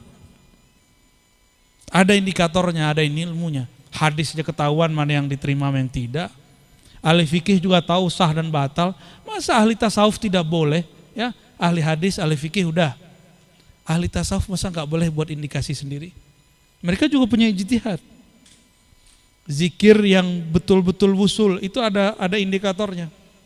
Ada tahapan-tahapannya. Sholat kan dimulai dari takbir, diakhiri dengan salam, benar? Sama. Tasawuf itu diawali dengan taubah, diakhiri dengan ridho. Ada cara-caranya. Sebagaimana Rasulullah SAW mengajarkan, begitu juga kita mengajarkan. Kalau ingin rapi dalilnya, belajar ke ahli hadis. Kalau ingin rapih gerakan sholatnya, belajar ke ahli fikih. Jika ingin rapih kolbunya, belajar ke ahli tasawuf. Gitu, ya. Jadi sekali lagi inti yang dari beliau sampaikan terkait dengan zauk. Zauk itu cita rasa, ya. Jadi ilmu tasawuf itu diambil dari akhlaknya Nabi. Jadi bagaimana Nabi bermuasyarah dengan para sahabat, dengan orang-orang tidak pernah menunjukkan rasa sombong. Itu kalau kemudian di dalam kitab tasawuf, di dalam kitab Ihya biasanya ada di juz 3 dan juz 4. Ya, Rubu'ul Muhlikat, Rubu'ul Munjiat. Nah, sekarang ini ya, alhamdulillah beliau kemarin rawuh ke pondoknya Kiai Hamid di Pasuruan. Kiai Hamid itu pernah dawuh begini, ruhnya kitab Ihya itu ada di juz 3. Ya, jadi di Rubu'ul Munjiatnya. Nah, kita hari ini kemudian tidak mungkin kita mengkhatamkan yang ada di dalam kitab Ihya, tetapi kita mengambil al-maknunnya, karena setiap ilmu itu memiliki satu perahan, ya, satu perasan. Jadi misalnya kita naik ke atas pohon kelapa, kemudian tempurungnya dibuka, dagingnya diparut, lalu kemudian diperas. Nah, hari ini kita mempelajari dari Buya Rozi tentang tasawuf itu yang sudah matang. Ya. Kalau masih suluk, ya memang tetap perlu, tetapi paling tidak menjadi sebuah pemahaman bagi kita. Ternyata orang yang mempelajari ilmu tasawuf itu memiliki dalil dari Nabi, kemudian dibenarkan di dalam Islam, dan sebenarnya seperti yang beliau sampaikan, itu adalah tujuan dari hidup justru terdapat di sana. Jadi bagaimana Bu ya, menurut panjenengan ulasan dari antum barusan? Kalau jadi mohon maaf Bu ya, saya di sini sudah terlalu sering menjadi narasumber. Jadi hari ini saya menjadi sumbernya nara. Ya. Jadi supaya Buya yang menyampaikan, saya yang menyumberkan naranya itu Bu ya. Monggo saya persilahkan. Udah biasa ngomong ihya ketahuan ya. Setiap masa itu ada ijtihad.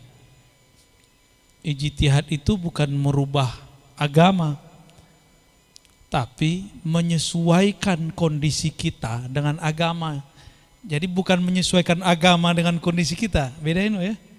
Jadi ijtihad itu adalah adaptasi masa ini terhadap agama dari Allah Subhanahu wa taala. Ketika kita beradaptasi dengan agama, maka akan beda caranya. Orang Jawa, Madura, Sunda, Betawi, Sumatera itu udah beda caranya.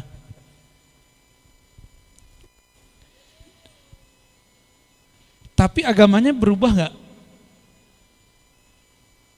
Agamanya berubah nggak? Agamanya nggak berubah. Adaptasinya yang berubah-ubah. Adaptasi di zaman Imam Syafi'i beda dengan sekarang. Adaptasi itu kita sebut ijtihad. Cara dari ulama mengadaptasi. Kalau agama nggak berubah, kan katanya al-yauma akmaltu lakum. Ya. Innad dina indallahil. Jadi Islam satu, yang beda cara orang adaptasi. Itulah yang dimaksud oleh Allah, ya, sebelum masuk ke bab tasawufnya. Bahwa Allah Subhanahu wa taala tidak berkehendak menjadikan satu ummah, ya. Walau syaa Allah la ja'alakum ummatan wahidah. Ja'alakum wa ja'alahum. Ja'alakum. Allah kalau mau, Allah jadikan kamu satu umat, tapi Allah enggak mau. Karena Allah tahu cara adaptasi masa per masa beda. Gitu, ya. Kita mendoakan orang mati itu sunnah dari Rasul Shallallahu Alaihi Wasallam. Ya.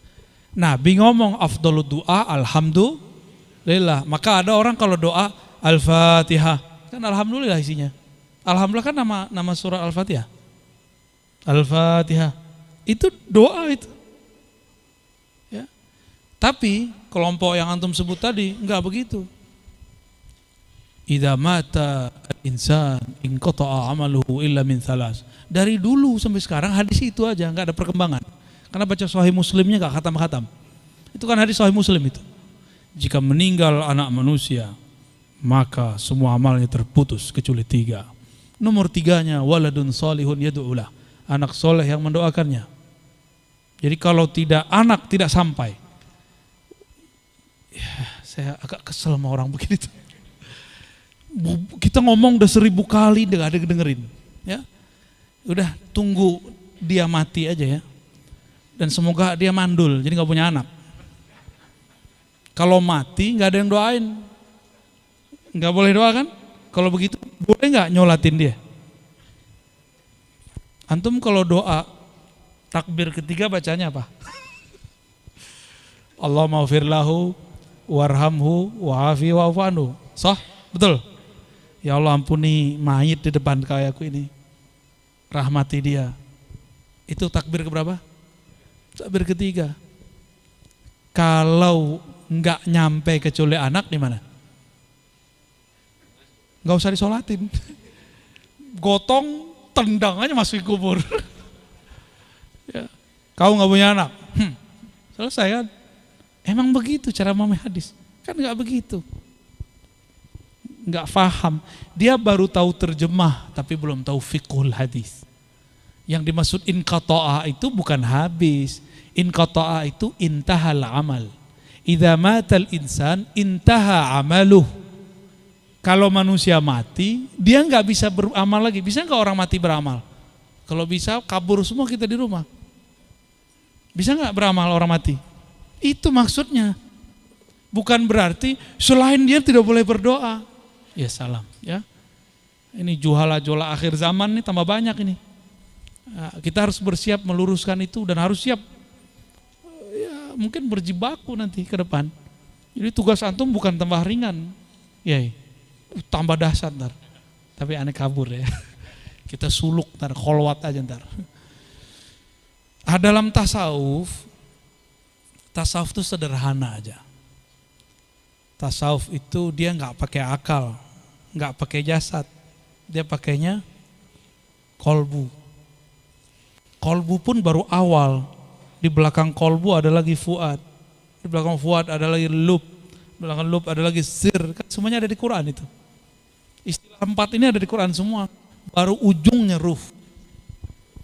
Tasawuf yang antum tahu sekarang mungkin baru tasawuf nafsiyah, nafs jiwa. puasa, mau dalail puasa. Apalagi? Mau dapat ilmu pelet puasa.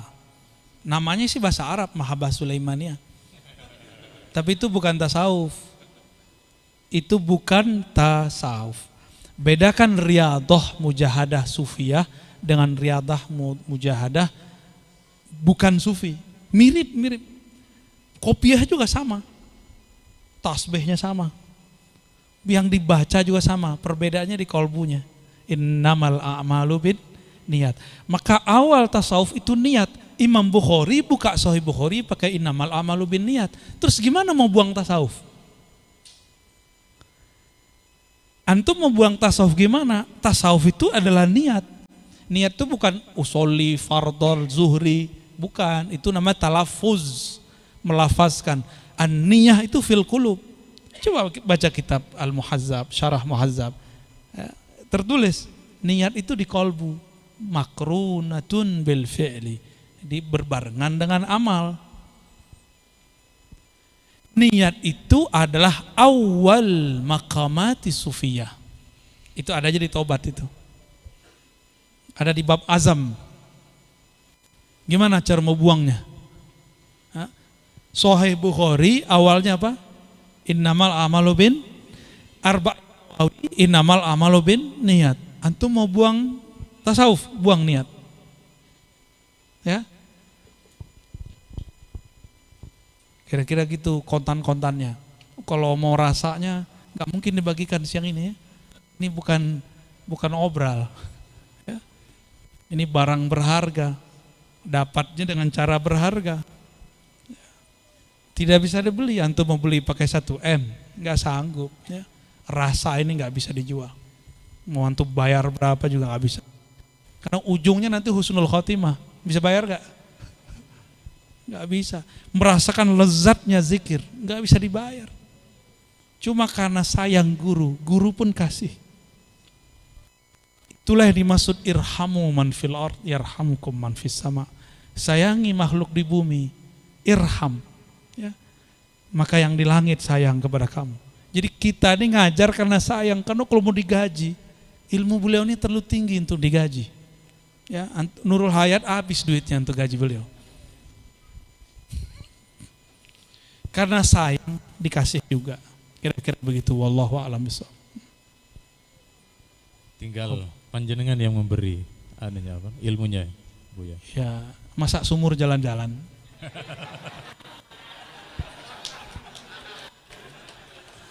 Allahumma sholli ala Muhammad.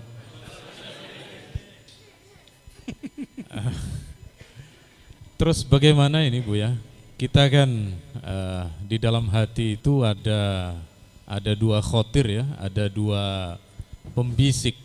Begitu kita bangun, itu kan ada bisikan, ayo bangun sholat subuh tahajud. Tetapi ada bisikan tidur dulu masih 3:30, masih jam 3. Nah, kalau di dalam Al-Qur'annya wa nafsi wa ma sawwaha fa alhamaha fujuraha wa taqwaha qad aflaha man zakkaha wa qad khaba man dassaha. Ini cara bagi kita, sebab hampir semua ini ada pengajian Buya Ar-Razi berbarengan dengan kawan ulang tahun. Ikut ngaji apa ikut ulang tahun itu kan selalu ikut ngaji. Alhamdulillah.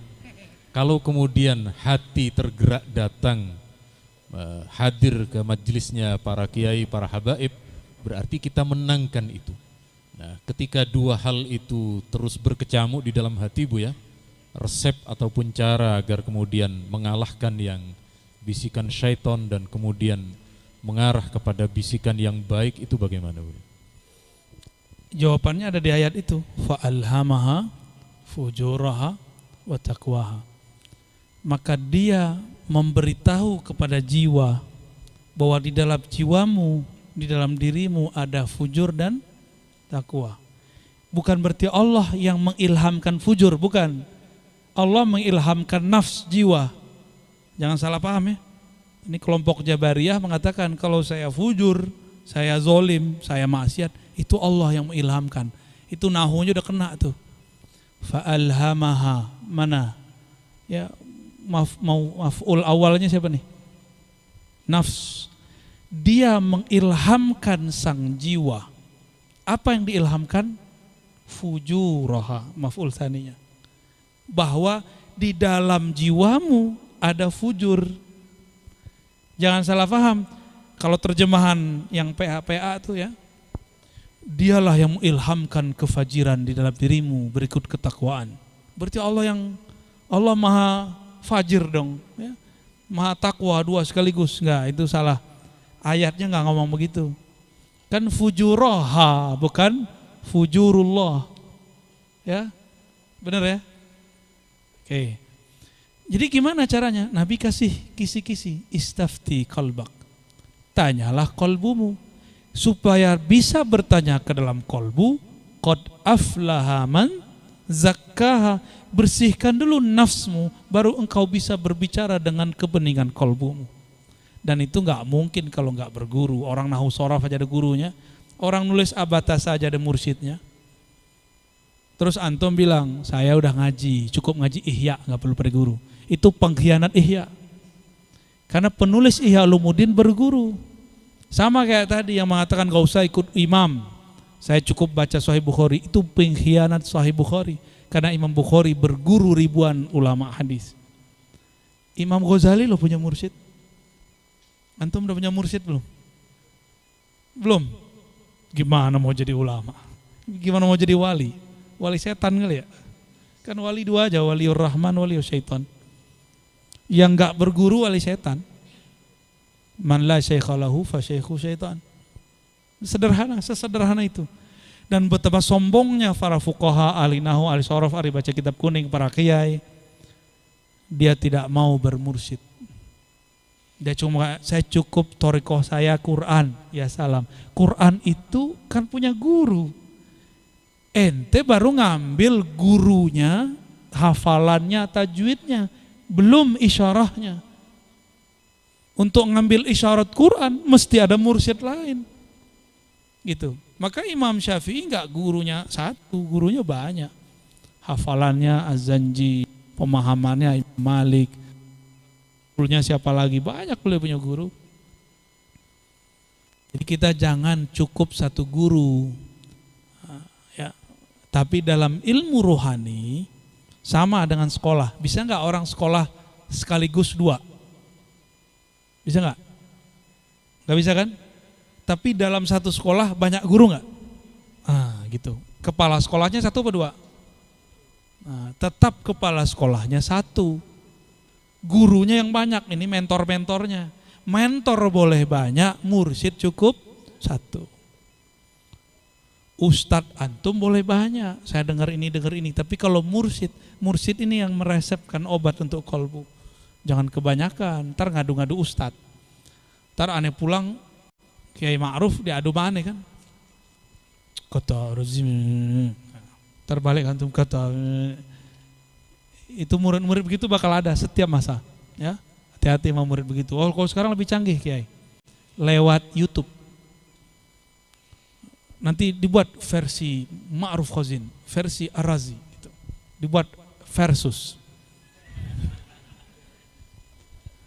Nanti ada masanya mereka buat begitu. Ya. Aneh sama UAS kan dibuatin orang. Ya, Ar-Razi UAS versus. Ya. Ntar lagi sama Kiai Idrus tuh. Ar-Razi versus Idrus. Itu yang buat dulu yang ngadu Imam Al-Karabisi, Imam Ahmad, tipenya sama itu. Yang ngadu Imam Abu Hanifah dengan Hamad bin Zaid. Sampai saya Hamad bin Zaid mengatakan Abu Hanifah itu najasatul ard. Najisnya bumi, kata Imam Hamad bin Zaid, karena dia diadu-adu sama orang. Hati-hati yang jadi ustadz, yang jadi murid, jangan adu guru kita. Ya, semua guru saya gitu, saya nggak mau adu. Gitu aja ya. Wallahu a'lam bishawab. Untuk menuju sholat duhur sebenarnya masih kurang setengah jam. Jadi ini waktu apa nih? Istiwa apa kan? WIB, ini WIB. Waktu Indonesia bisa berubah-ubah ini, jadi bisa kita kondisionalkan ini Bu ya. Kira-kira bagaimana? Saya kira cukup sekian, tapi ada saya persilahkan yang ingin bertanya kira-kira sampai 20 menit. Dari Ikhwan 1, tapi dari akhwat, dan kita ikuti prinsip ladies first, men second. Tidak tahu istilah dari mana itu.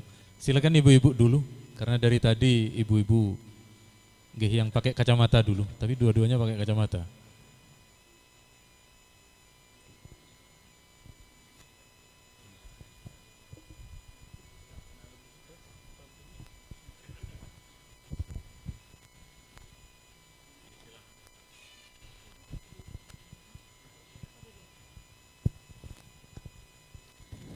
Assalamualaikum warahmatullahi wabarakatuh.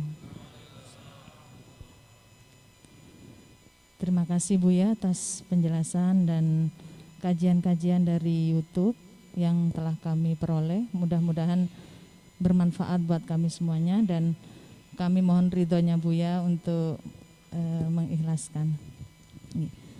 Pertanyaan kami, banyak dari kalangan ibu-ibu yang bertanya, kami cuma mewakili. Ketika perempuan itu udur Buya, itu ada semacam kerinduan untuk sujud, untuk baca Quran. Itu menurut Buya bagaimana kalau ditinjau dari orang-orang yang ahli tasawuf, ketika perempuan udur itu ingin selalu dekat dengan Allah sementara dia dalam keudurannya itu tadi. Terima kasih Buya. Wassalamualaikum warahmatullahi wabarakatuh. Mohon maaf, tadi pertanyaannya melenceng dari tema. Enggak, masih berkaitan ya. Perempuan lagi haid gitu ya, tiba-tiba rindu mau sujud. Wah, bukan rindu mantum. Rindu mau sujud. Kita ambil kiasnya ke Sayyidina Abu Sa'id dan Abu Hurairah. Jadi beliau ini lagi junub, belum mandi, kan gak ada WC dalam rumah, gak ada kamar mandi dalam rumah, adanya di hammamat. Maka beliau keluar, ketemu Rasulullah SAW. Rasulullah ini kalau ketemu bukan nunggu dicium tangannya, Nabi yang nyodorin tangannya. Tuh, beda sama kita ya, beda bener sama kita. Kalau saya kabur. Apa kemudian yang dilakukan oleh dua sahabat ini? Beda-beda masa, beda kasus. Kejadiannya hampir sama, tapi beda waktu ya. Mereka mengatakan, saya sedang junub wahai Rasulullah. Apa kata Nabi SAW? Yang junub kan bukan tanganmu. Paham kan yang junub mana? Maksud junub di situ yang kotor. Akhirnya sahabat ini pakai adab, dia tetap gak mau, dia merasa dirinya kotor, langsung kabur mau mandi. Mereka merasa tidak pantas bersentuh dengan Nabi dalam keadaan junub. Tapi dari kalam Sayyidina Nabi SAW terlihat bahwa kalau ada haidkah, junubkah, tidak dilarang beramal, tapi amalnya bukan amal fisik yang ini, harus bagian yang tidak haid. Mohon maaf, saya mau tanya, lidahnya haid nggak? Enggak, ya udah zikir aja. Telinganya haid nggak? Enggak, ya udah. Boleh nggak sujud syukur? Boleh, tapi jangan sholat, nggak boleh. Ya, sholat itu kan masuk ke masjid walaupun di rumah. Berani nggak masuk masjid dalam keadaan kotor? Jadi waju'ilat liyal ardu masjidah. Antum kalau sudah narok sajadah itu langsung jadi masjid itu. Itu dalilnya. Waju'ilat liyal ardu masajidah. Allah jadikan hamparan bumi sebagai masjid-masjid, tempat sujud. Kembali ke makna harfiahnya, ke makna tasrifnya. Tempat sujud, mahallus sujud. Jadi dimanapun boleh. Nah, ketika masuk ke masjid, kita lagi haid, bukan kita ya, saya nggak pernah haid, lagi junub, ya nggak boleh. Nah, tapi diizinkan sekali cuma murur seperti sahabat azwaj Nabi, ya, istri-istri Nabi. Silakan tetap zikir pagi sore, ya. Yang paling gampang tuh yang saya kasih itu zikir maqalidus samawati wal ard, zikir buhul langit, ya. Zikirnya sudah biasa kita ketahui itu, Pak, ada tambahan di situ, la haula wala quwwata illa billah. Baca pagi sore itu cukup menghilangkan kerinduan kepada Allah menawar bukan menghilangkan, memberikan penawar. Jadi hidup ini sebenarnya adalah asyauq wal mahabbah, enggak lebih dari itu.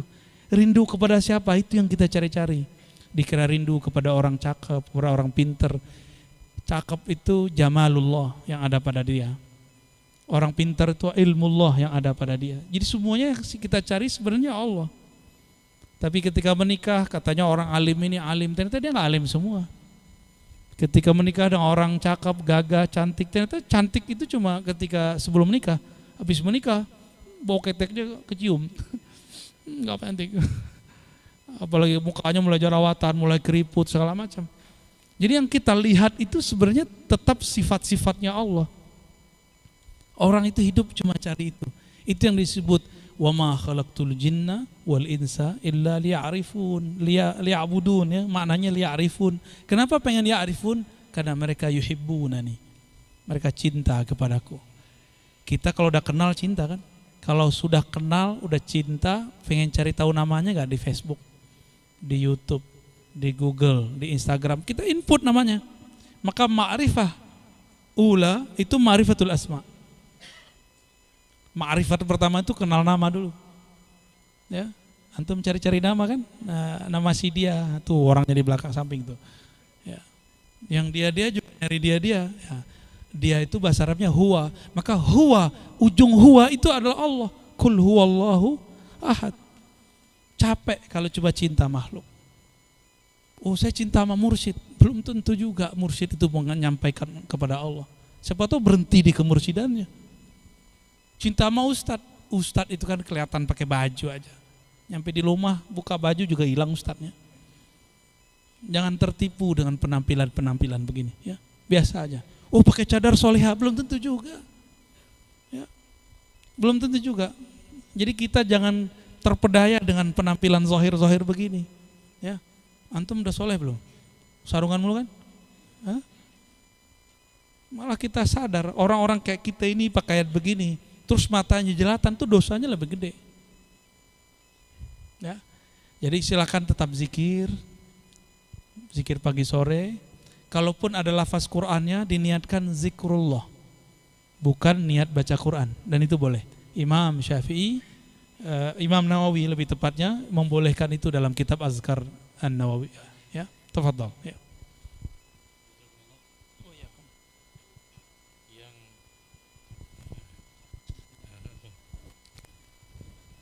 Yang kedua, ini dari depan Ustadz.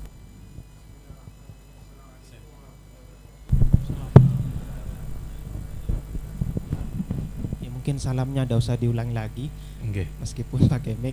Yang ingin saya tanyakan yaitu adalah tadi itu dijelaskan bahwasanya yaitu kesohiannya sohehnya Imam Bukhari itu tidak sama dengan sohehnya Imam Muslim. Itu mungkin bahasanya standar SOP-nya itu berbeda dengan Muslim. Mungkin bagaimana menurut jenengan yaitu tentang Syekh Albani kan, Syekh Albani kan banyak yaitu ada yaitu di buku Indonesia kebanyakan masuk yang disohihkan. Menurut jenengan gimana kesohihannya atau Syekh Albani? Saya Terima kasih. Sahahu Ma'ruf Khazin. Itu lebih seru itu, ya. Taib. Jika Imam Bukhari dan Muslim beda ijtihad mengenai standar sahihnya, lalu datang orang sekarang seperti Syekh Albani rahimahullah yang juga punya standar, tapi standar dia bila standarin. Ya. Itu pas dicek, yang ngecek juga ahli hadis, Sayyid Hasan bin Ali As-Saggaf, ya, kawan Said Foda. Tapi belakangan mereka debat lagi dalam bab akidah. Tapi dalam hadis ini bagus. Tanaqudat Albani Al-Wadihat, 3 jilid. Jilid pertama sudah memuat 1000 kontradiksi Albani sendiri. Jadi di kitab A dikatakan hadis sahih, di kitab B dia bilang hasan, di kitab A hasan, di kitab B dhaif. Bahkan ada sahih sama dhaif. Jadi dia standarnya mana? Standarun bila standarin. Ya. Qaidah bila qaidatin. Gak ada kaidahnya Syalbani itu. Kaidahnya langsung dikatakan oleh guru saya Dr. Badi Sadar Al-Laham, ya. Iza ajabahu sahahahu. Kalau dia takjub dia sahihkan. Ini ada contohnya ntar. Wa iza lam yu'jibhu dha'afahu. Kalau dia enggak senang dia dhaifkan. Antum mau tahu contohnya? Ada di Sunan Abu Daud, ada di Sunan Tirmizi, ada di Sunan Ibnu Majah, ada di Musnad Ahmad. Riwayat mengenai ruqyah, penjagaan pagi sore. Enggak pakai bismillah. A'udzu bikalimatillahi tammat min syarri ma khalaq. Itu diriwayatkan oleh Abdullah bin Amr. Beliau mendapatkan dari baginda Rasulullah sallallahu alaihi wasallam. Lalu kata Albani, itu ada riwayat setelahnya. Abdullah bin Amr jika punya anak kecil, maka dia tulis di kulit atau di kertas dan di apa namanya? Dijahit, dijadiin kalung kayak si pitung di Betawi. Atau dulu orang Madura begitu kan? Banyak. Sampai sekarang? Ya salam. Ya, nggak cukup pakai smartphone. Antum mau kirim sihir ada mas smartphone ketahan sama dia tuh. Ya, kalau smartphone-nya smart kolbu. Terus gimana? Kata Syekh Albani, qit'atul ula sahihah wa qit'atul tsaniyah laisa bisahih. Jadi yang sahih cuma bagian depannya doang, yang bagian belakang beliau membuat jimat untuk anaknya itu tidak sahih. Itu kan suka-suka dia kan? Jadi benarlah kata Syekh Badi Sayyid Al-Laham, idza ajabahu sahahu wa idza lam yujibhu dha'afahu. Ya. Tapi ala kulli hal itu Albani, khalas. Dia kan mustaqil bil hadis. Antum udah mustaqil bil hadis belum? Ya, dia 20 tahun lebih loh ya mustaqil bil hadis, sibuk sama hadis. Kita belum. Maka hargai Albani sebagai bahithul hadis, pembahas hadis. Sebatas itu kita hargai. Dari mana saya tahu ini? Dari Syekh Said Mamduh, murid Syekh Yasin Al-Fadani. Dalam kitabnya, disertasi dia kan serius nih disertasinya. Beliau mengatakan Albani ini muhaddis tapi ala dia gitu.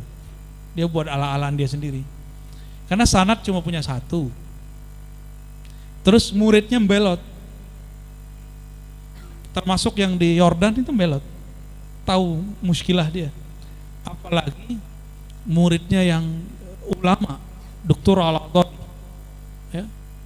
Dr. Al-Azami, saya pernah dapat liqa beliau sekali waktu di Ma'had. Itu beliau juga sama. Dulu mengikuti Albani, lalu menentang Albani. Terjadi dialog dengan Said Mamduh tuh. Apa kata Dr. Said Mamduh? Kalau engkau sekarang sudah setuju dengan Albani, kenapa engkau diam? Kenapa tidak berani mengkritisi? Beliau ditanya begitu, lebih diam lagi. Ternyata mereka hidup di negeri yang negeri itu sangat menghormati Albani. Saudi. Jadi di Saudi antum coba-coba kritik Albani, sama di sini dengan antum mempermasalahkan Hadratus Syekh Hasyim Asy'ari. Sama. Ada yang berani? Hah? Bisa-bisa dibuang orang ke laut, ya. Sama di Lombok itu. Sama di Lombok. Sama itu. Apa kata orang Madura apa? Carok. Taib. Di sini di Surabaya ini Buya, jadi banyak yang dari Bangkalan, tetapi mereka tidak menyebut dari Bangkalan, tetapi dari Surabaya Utara, ya. Karena sudah ada jembatannya, jadi Surabaya Utara. Ada pertanyaan dari YouTube. Kalau tadi kan ini yang bertanya banyak hadirin, ini yang bertanya hadirot, ya. Yang hadirat ini bertanya apakah ijazah lewat YouTube, ijazah lewat alat wasilah itu kemudian bisa menyambungkan sanad dan juga diperbolehkan. Monggo. Ini pakai kias lagi ya. Kita cuma salah satu penghubung kita dengan masa lalu, sanad, habis itu kias. Kalau sufi kan langsung pakai ilham, antum kan gak ahli ilham. Ya, gak bisa koneksi kan. Ya, Ihlam Wahyudi namanya. terjadi ihlam Yahudi. Pakai kias. Al-Musnid atau Musnid Dunia, Syekh Muhammad Yasin Al-Fadani qaddasallahu sirrahu Al-Makki, ya, beliau lahir di Mekah, besar di Mekah, tapi orang kita. Murasalah dengan Sidi Ahmad Al-Ghumari. Murasalah, apa arti murasalah? Kirim surat, minta ijazah. Maka berkirim suratlah mereka sebelum ketemu. Nanti ketemu lagi, jadi 2 kali dapat sanad. Dulu sosial medianya cuma surat-suratan. Zaman-zaman kita masih kecil dulu. Masih dapat nggak? Wah, ini udah nggak dapat nih. Ini udah nggak dapat nih. Ya, udah nggak dapat ya. Kalau antum masih dapat. Ya, pernah ngirim surat cinta nggak dulu? Pernah ya? Pasti ditolak. Syekhina Muhammad Yasin Al-Fadani, semoga Allah merahmati beliau dan murid-muridnya dan pengikut-pengikutnya dan mengambil sanad dari beliau. Itu berkirim surat tidak hanya ke sana, ke India, ke Sudan, kemana yang beliau nanti kalau beliau biasanya sudah punya waktu luang baru pergi. Ini cara perginya juga dulu kan zaman nggak ada paspor. Kadang nggak pakai tiket pesawat, nggak tahu-tahu udah nyampe. Dan itu dia disaksikan oleh murid-muridnya. Ada muridnya di Hadramaut. Itu sampai bersumpah-sumpah kepada Allah bahwa Syekh Yasin ada di sini, tapi muridnya di Mekah bilang enggak, kita ada di sini di Darul Ulum. Tuh mereka sampai tengkar begitu. Ya dua-duanya benar sih. Kayak orang Tuban dengan Syekh Sunan Bonang ya. Bawayan. Ada Bawayan, ada Lasem, ada Tuban. Ya mereka nyaksiin semua. Yang dilihatnya benar, tapi yang terlihat belum tentu asli. Yang asli ya cuma satu. Nah dulu sosial medianya pakai surat. Kalau sekarang sosial medianya pakai apa? Pakai FB. Maka ada ijazah al-FBwiyah. Ada ijazah lewat Instagram, ada ijazah lewat macam-macam sekarang. Namun ijazah murasalah tidaklah sekuat ijazah bil liqa. Sahih, tapi kesahihannya jika nanti diadu dengan orang yang ketemu, dia jadi lemah. Apalagi jika informasinya berbeda. Ya, misalnya informasi yang dia dapat mengenai Syekh Fulan A oleh orang ketemu B, maka ijazah yang disebut mahfuz, yang diterima ini, yang B, yang A disebut syaz. Gitu. Jadi sah nggak? Sah. Tapi kekuatannya tidak seperti kekuatan orang ketemu. Ya beda dong ya.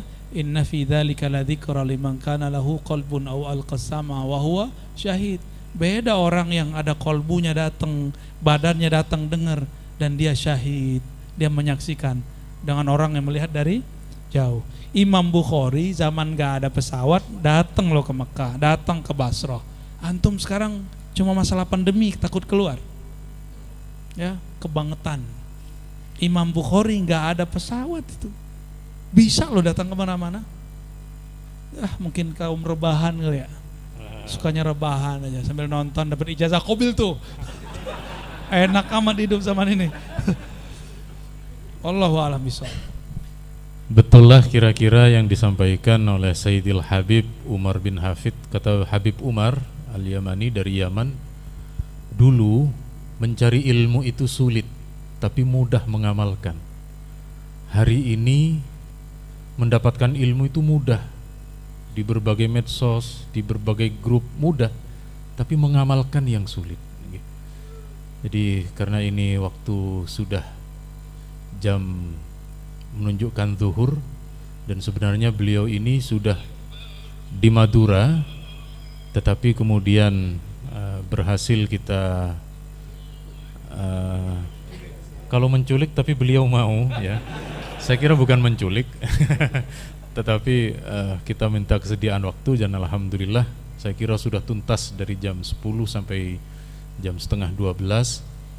Yang terpenting dari perjumpaan ini seperti yang beliau sampaikan tadi adalah awal dari ijazah ilmu yang beliau berikan kepada kita secara langsung. Dan andaikan nanti di kajian-kajian yang lain Allah memberikan ilmu kepada beliau yang baru, kemudian penjelasan-penjelasan yang belum kita terima hari ini, maka insya Allah juga bagian dari kelanjutan ilmu yang telah beliau berikan kepada kita hari ini. Dari saya cukup sekian, mohon maaf kalau semua dituruti bertanya, maka tidak ada kesempatan, dan kita menghargai beliau, kita juga menjaga kesehatan beliau. Dan yang terakhir, karena beliau ini musafir, doanya insya Allah mustajab. Sekaligus kita todong untuk berdoa, karena dakwatul mazlum mustajab. Jadi langsung dua-duanya sebagai musafir. Antum mau didoain apa? Satu istri saja Kiai. karena istri saya ikut Bu ya. Oh, gitu. Kecuali kalau tidak ikut. Saya persilakan Bu ya. Baik, teman-teman semua, mari kita mulai doa kita dengan baca surah Al-Fatihah. Bismillahirrahmanirrahim. Maliki yaumiddin. Iyyaka na'budu wa iyyaka nasta'in. Shiratal ladzina an'amta 'alaihim. Allahumma ya munazzil Al-Fatihah. Ya Allah yang menurunkan surah Al-Fatihah, iftah lana rahmatak, iftah lana abwaba rahmatik. Ya Allah, bukakanlah pintu rahmatmu. Allahumma salli wa sallim wa barik ala Sayyidina Muhammad. Ya Allah, sampaikan salam rindu kami, salam cinta kami kepada baginda Nabi Muhammad sallallahu alaihi wasallam. Allahumma ya Ghaffar ya Ghafur, ighfir lana dhunubana wa liwalidina warhamhum kama rabbana shighara.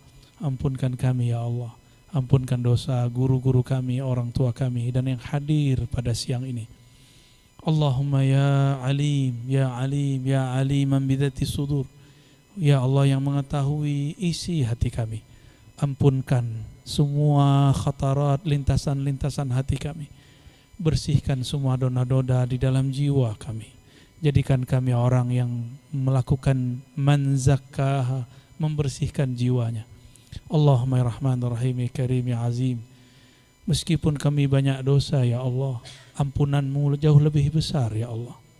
Fa'aghriqna bimaghfiratik, maka leburkan kami dalam ampunanmu yang luas ya Allah.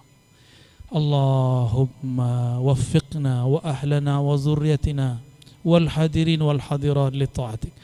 Ya Allah, beri hidayah kami, gerakkan kami zahir dan batin kami. Begitu juga yang hadir, anak keturunannya semuanya ya Allah, untuk taat kepada Engkau. Allahumma ya Allah, ya man anzala maqam Sayyidina Muhammadin sallallahu alaihi wasallam fi maqamin mahmud, yang meletakkan Sayyidina Muhammad di maqam mahmudah, maka jadikan kami ya Allah orang-orang yang namanya tertulis dalam diwan maqam mahmud Nabi sallallahu alaihi wasallam, sehingga kami ya Allah termasuk orang yang mendapatkan syafaat baginda Rasul sallallahu alaihi wasallam. Allahumma arzuqna syafa'atal uzma. Allahumma ajirna minan nar. Allahumma ajirna minan nar. Allahumma ajirna minan nar. Wa nas'aluka al-firdaus al-a'la ma'a nabiyyika al-mustafa bi ru'yatik ila wajhika ya Allah ya Ali ya Azim. Ya Allah, izinkan kami masuk ke surga firdausmu, memandang kepada indah wajah Rasulmu, dan izinkan kami selalu menatap kepada Engkau ya Allah. Allahumma arzuqna ru'yatak, Allahumma arzuqna ru'yata nabiyyik, Allahumma arzuqna mujalasas salihin, mujalasatas salihin. Ya Allah, anugerahi kami mampu bertahan, bermajlis, bermulazamah kepada orang-orang soleh. Allahumma rabbana atina fid dunya hasanah wa fil akhirati hasanah wa qina adzabannar.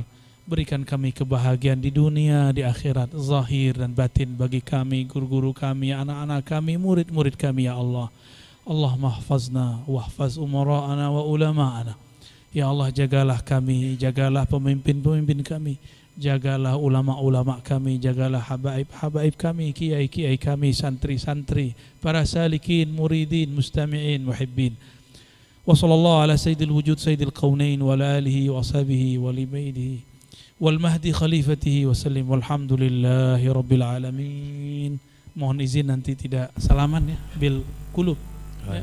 Assalamualaikum warahmatullahi wabarakatuh. Oke, jadi karena ini cukup banyak, jadi nanti silaturahimnya dengan silatul qulub ya. Kalau beliau dari silaturahim menjadi Dan terakhir pada intinya, kita supaya tenang hidup, hati kita menjadi jembar, menjadi luas, maka perbedaan-perbedaan terhadap sesama muslim kita menghargai, kita menghormati, sebab apa yang telah diikuti dari masing-masing ulama telah memiliki dalil dan memiliki dasar. Terima kasih ada kehadiran kita dari Juleha, Bu ya. Juleha itu juru sembelih halal. Namanya perempuan tetapi anggotanya laki-laki semua. Brewokan semua. Ada Haji Abdurrahman dari Raudatul Ulum, teman saya. Ada lagi Ustadz Musleh, ada Ustadz Soleh, Ustadz Multazam. Kok ingat Ustadz Musleh terus? Ini Ustadz Multazam, beliau dari PP Pondok Pesantren Safinda dan Az-Zaujat ya. Terima kasih juga kepada Nurul Hayat atas tempat dan panjenengan semua yang rawuh. Dari saya cukup sekian, mohon maaf yang tak terhingga. Ngapunten yang kathah, mungkin beliau langsung safar, bisa jamak takhir, dan kita insyaallah akan sholat di sini. Mohon maaf yang tak terhingga. Subhanakallahumma bihamdika asyhadu an la ilaha illa anta astaghfiruka wa atubu ilaik. Ngapunten yang kathah. Wassalamualaikum warahmatullahi wabarakatuh.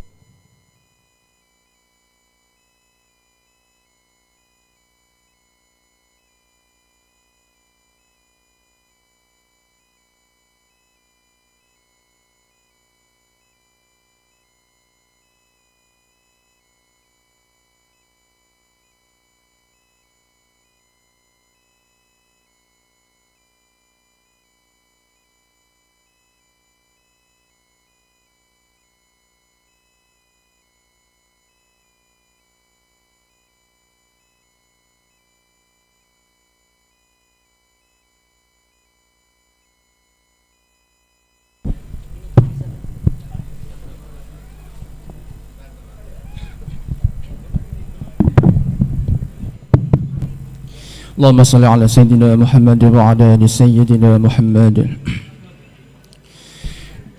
الله أكبر الله أكبر الله أكبر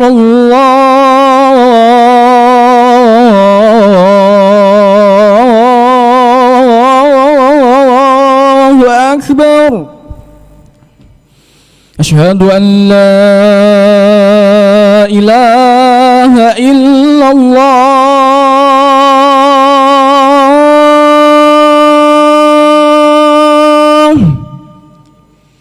أشهد أن لا إله إلا الله.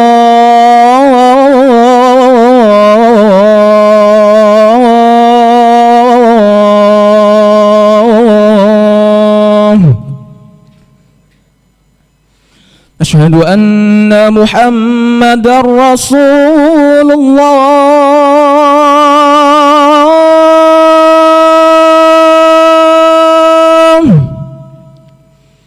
أشهد أن محمدا رسول الله.